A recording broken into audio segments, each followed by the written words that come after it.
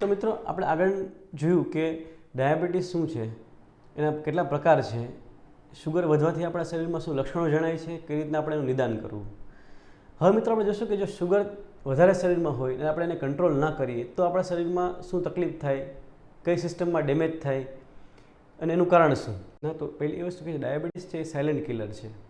એટલે કે સાયલેન્ટલી, છુપી રીતે, આપણે ન ખબર પડે એ રીતના આપણા સિસ્ટમને ડેમેજ કરશે.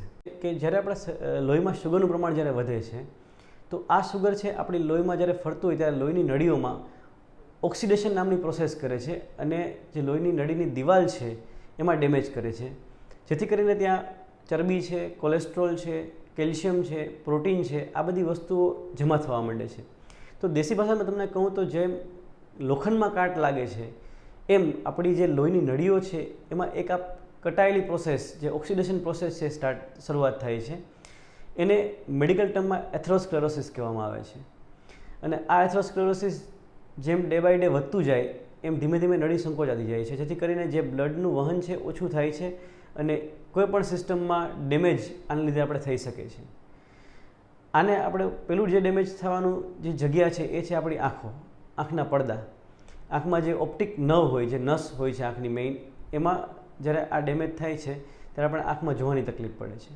આ જ રીતે જેમ નસોમાં આપણે લોહી ઓછું ફરે, એટલે કે આપણી જે સંવેદનાની નસ છે, તો આપણે એને કહીએ છીએ પેરિફેરલ ન્યુરોપેથી, જે એક ડાયાબિટીસનું કોમન લક્ષણ છે. જેમાં આપણે હાથ પગમાં ખાલી ચડી જવી, હાથ પગ સૂન પડી જવા, કંઈ વાગે તો આપણે ખબર ન પડવી, એ આપણે આ નસોમાં ડેમેજ થવાને લીધે જોવા મળે છે. બીજું આગળનું જે છે સિસ્ટમ છે કિડની. જ્યારે કિડનીમાં સૌથી વધારે બ્લડનું સપ્લાય કે બ્લડ સર્ક્યુલેશન હોય છે, કિડનીની નસોમાં જ્યારે આ ઇફેક્ટ દેખાય ત્યારે આપણે કિડનીમાં ડેમેજ ધીમે ધીમે સ્ટાર્ટ થાય છે, પેશાબમાં પ્રોટીન લીક થવા માંડે છે અને જો ડાયાબિટીસને કંટ્રોલ ન કરીએ તો કિડની ડેમેજની શરૂઆત થઈ જાય છે. અને મિત્રો, ભારતમાં સૌથી કોમન કિડની બગડવાનું કારણ છે ને તો એ છે ડાયાબિટીસ.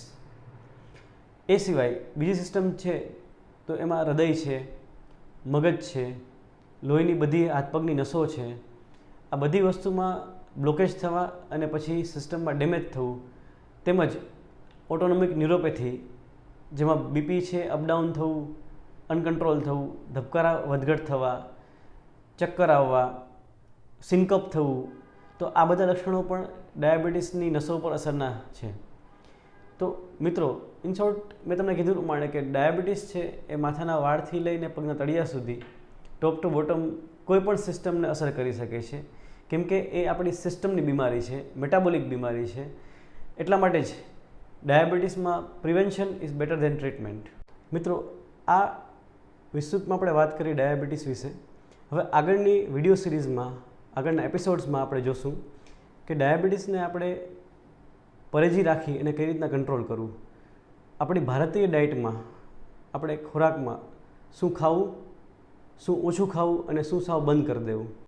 ડાયાબિટીસમાં કઈ પ્રકારની કસરત છે એ વધારે મહત્ત્વની અને વધારે કામ કરી શકે છે. તેમજ આપણે બીજી અમુક શું તકેદારી રાખવી, જેવી કે આપણે આપણા પગનું ધ્યાન રાખવાનું, આંખોનું ચેકઅપ કરાવવાનું. તો આ બધી વસ્તુ છે આપણે આગળની વિડીયોની સિરીઝમાં બધા એપિસોડ્સમાં ધીમે ધીમે ચર્ચા કરશું. Thank you.